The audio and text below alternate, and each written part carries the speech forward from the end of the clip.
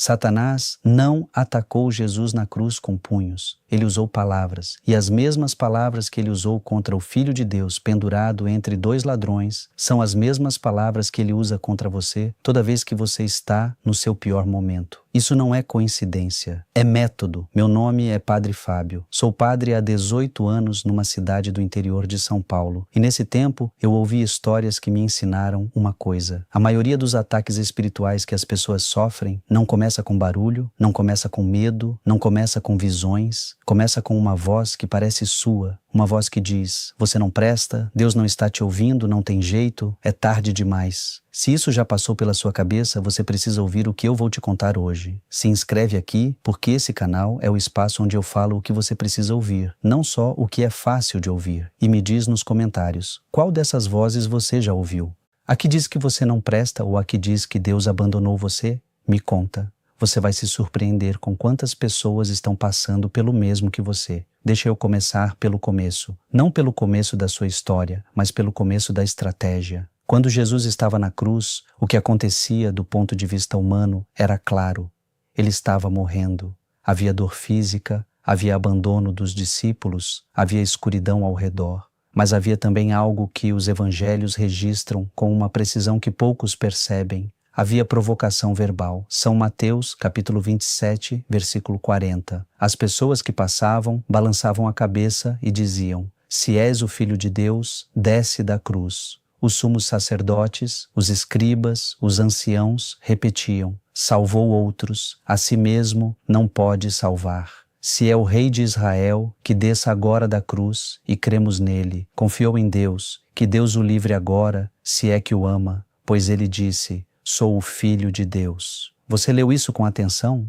Porque o que está escrito ali não é apenas crueldade humana. O Catecismo da Igreja Católica, no número 394, afirma que Satanás é o adversário de Deus e dos homens, e que ele age por detrás dos eventos humanos para tentar afastar o homem de Deus. Aquelas vozes na colina do Calvário não eram apenas de pessoas, eram de uma estratégia mais antiga, e a estratégia era exatamente essa. Use o momento de maior fraqueza para atacar a identidade. Não disseram: você está sofrendo demais. Disseram: se você é quem diz ser, prove. Não disseram: isso dói. Disseram: Deus não está te ouvindo. Se estivesse, te tiraria daqui. E Jesus não respondeu, não argumentou, não desceu da cruz para provar nada. Ficou. Isso é o primeiro ensinamento que eu quero que você leve hoje. O silêncio de Jesus na cruz não era fraqueza, era a recusa de entrar no jogo. Porque quando você começa a responder às acusações do inimigo, você já perdeu metade da batalha, perdeu a paz. Agora eu preciso que você entenda por que isso importa para você. Não para Jesus que já venceu, para você que está no meio da sua batalha. Eu atendo pessoas toda semana, confissões, visitas pastorais, conversas de corredor depois da missa, e tem um padrão que eu comecei a identificar há anos. As pessoas que estão sofrendo os ataques espirituais mais intensos, aqueles que drenam a fé, que causam afastamento de Deus, que levam ao desespero, quase nunca estão sofrendo porque viram alguma coisa assustadora ou porque algo sobrenatural aconteceu. Estão sofrendo porque uma voz interna, repetitiva, insistente, está dizendo coisas que elas mesmas não saberiam formular. Coisas como: você já fez coisas que Deus não consegue perdoar. Você está rezando para ninguém, porque Deus não existe ou não se importa com você. Olha a sua vida, olha o que você fez. Você acha mesmo que merece graça? Todo mundo ao seu redor está bem, só você está assim. Isso diz algo sobre você.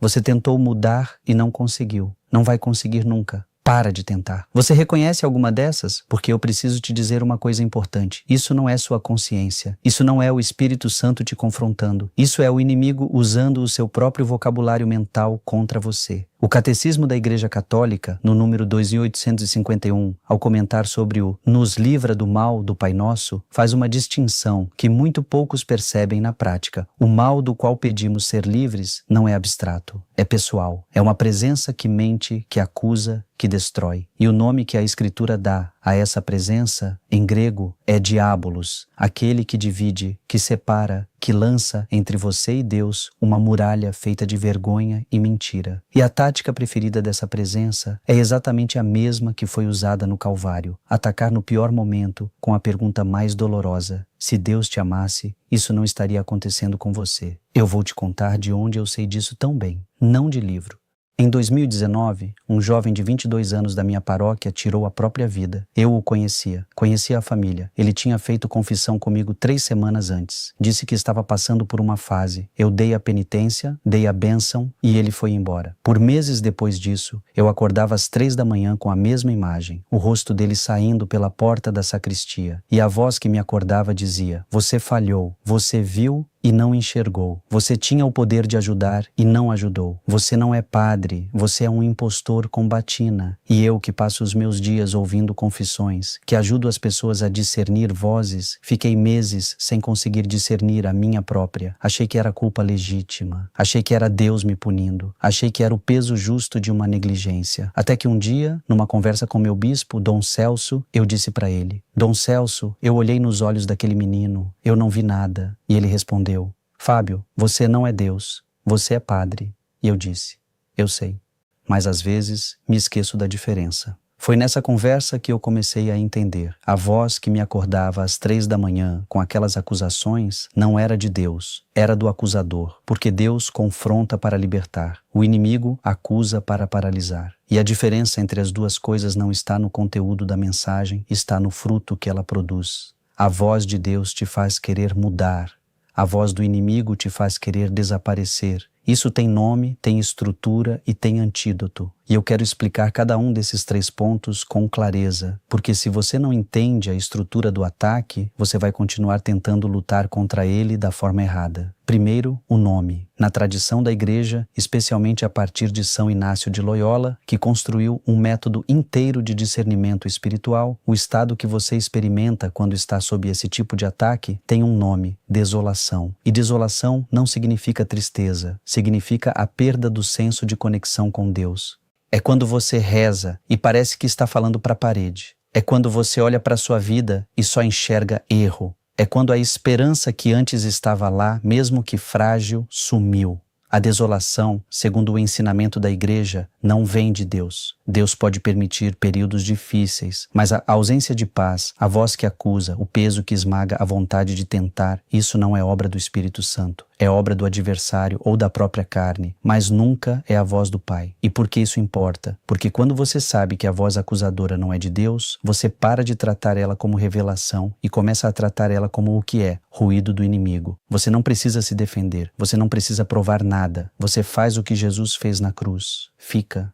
Recusa entrar no jogo. Segundo, a estrutura. O ataque espiritual segue um padrão quase sempre idêntico. Eu identifiquei isso ao longo de 18 anos de confissão. Ele tem 3 fases. A primeira fase é o isolamento. Você começa a se sentir diferente dos outros. Todos ao seu redor parecem ter fé mais firme, vida mais ajustada, relação com Deus mais clara. Você é o único que está com dúvida, o único que está com dificuldade. E esse sentimento de isolamento vai te afastando da comunidade, da missa, da oração, porque você se sente indigno de estar lá. A segunda fase é a acusação. Depois que o isolamento faz o seu trabalho, a acusação entra com força. E ela é personalizada. Não é uma acusação genérica. É cirúrgica. Usa os seus pontos de maior vergonha, os erros que você mais carrega, as feridas que você menos quer abrir. E diz: por causa disso, Deus não pode te usar. Por causa disso, você não merece graça. Por causa disso, é tarde demais. A terceira fase é a paralisação. Depois do isolamento e da acusação, você fica parado. Não consegue rezar porque acha que não adianta. Não consegue se confessar porque a vergonha é grande demais. Não consegue voltar à igreja porque sente que não pertence mais. E na paralisação, você não está em paz, está em prisão. Isso é o êxodo ao contrário. Sabe o que o êxodo é? É o povo saindo da escravidão para a terra prometida. O ataque espiritual tenta te fazer o caminho inverso. Te leva de um estado de liberdade para um estado de cativeiro, passo a passo, de forma que você mal percebe quando cruzou a fronteira. E o faraó desse êxodo às avessas não é uma figura histórica. É a voz que usa suas próprias memórias como correntes. Terceiro, o antídoto. E aqui eu preciso ser muito honesto com você, porque seria fácil dizer reze mais e encerrar o assunto. Mas eu não sou esse tipo de padre. O primeiro elemento do antídoto é o que eu chamo de nomeação. Você precisa chamar pelo nome o que está acontecendo, não como superstição, mas como clareza espiritual. Na próxima vez que aquela voz acusadora aparecer, você diz internamente ou em voz alta, se quiser: isso não é de Deus. Isso é mentira. Eu reconheço a tua origem. Isso não é drama.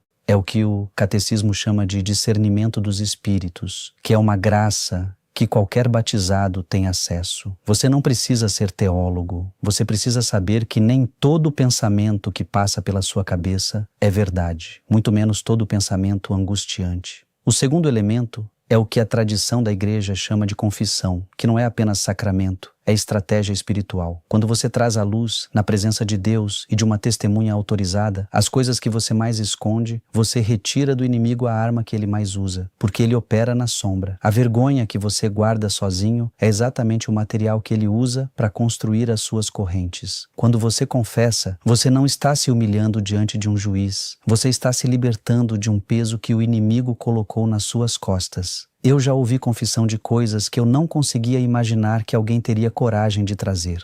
E em todas essas situações, o que acontecia do outro lado da absolução não era diminuição, era expansão. As pessoas saíam mais leves, mais inteiras, mais livres do que entraram, porque a absolvição não é minha, eu sou só o instrumento. É de Cristo que disse: os pecados que vocês perdoarem serão perdoados.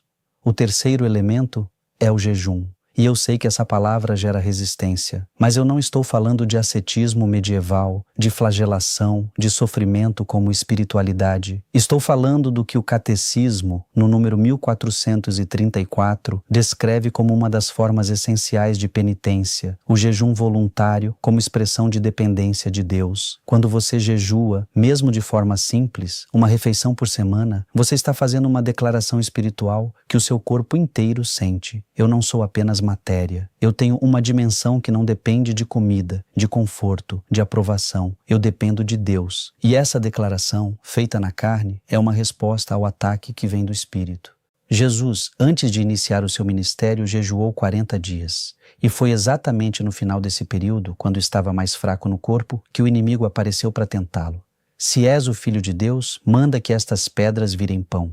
Isso era novamente o ataque à identidade pelo ponto de maior vulnerabilidade. E Jesus respondeu: não só de pão viverá o homem, mas de toda palavra que sai da boca de Deus. O jejum não te torna imune ao ataque, mas ele te torna mais consciente de que você tem uma vida que vai além do que você consegue ver e tocar. E essa consciência é exatamente o que o inimigo tenta apagar. Agora eu quero falar de algo que poucas pessoas entendem sobre os ataques espirituais. Algo que o que aconteceu no Calvário revela com uma clareza desconcertante. O inimigo não atacou Jesus com mais força durante os milagres. Não atacou quando ele multiplicou os pães. Não atacou quando ele ressuscitou Lázaro. Não atacou na transfiguração. Atacou no momento de aparente derrota total. Na cruz, com cravos nos pés e nas mãos, rodeado de escárnio, com os discípulos fugidos. Por quê? Porque o inimigo não ataca onde você está forte. Ele ataca onde você parece ter perdido tudo. E isso muda completamente como você deve interpretar o que está vivendo. Se você está passando por uma fase em que a oração parece seca, a fé parece fraca, a vida parece desmoronando, e por cima disso tudo ainda tem aquela voz dizendo que você é culpado, que Deus não te quer mais, que você já foi longe demais para voltar, eu preciso te dizer algo com toda a clareza que eu tenho. Isso não é sinal de que Deus te abandonou, é sinal de que o inimigo está com medo do que você pode se tornar. Ninguém gasta munição em quem já está fora de combate. Você está sendo atacado porque ainda está de pé, porque ainda há algo em você que o inimigo quer destruir antes que floresça. Esse não é discurso motivacional, é teologia. É o que a igreja ensina quando diz que o batismo nos fez participantes da batalha de Cristo contra o mal. Você não é espectador, você está na batalha. E as batalhas mais intensas acontecem nos pontos mais decisivos. Eu quero voltar à cruz por um momento. Não para fazer teologia de palco, mas para te dar algo concreto. Quando Jesus estava na cruz, ele disse 7 frases. Essas 7 frases são estudadas há 2000 anos porque elas carregam um peso espiritual que não se esgota. Mas tem uma delas que eu quero destacar hoje, porque ela é exatamente a resposta para tudo que o inimigo tentou fazer naquele momento. Pai, perdoa-lhes, porque não sabem o que fazem. Lucas 23, versículo 34. Em que momento ele diz isso? No pico do ataque, no momento em que as acusações estavam acontecendo, em que o escárnio estava em curso, e em vez de defender a sua identidade, em vez de rebater as provocações, em vez de provar qualquer coisa, Jesus intercede pelos que estavam fazendo o mal.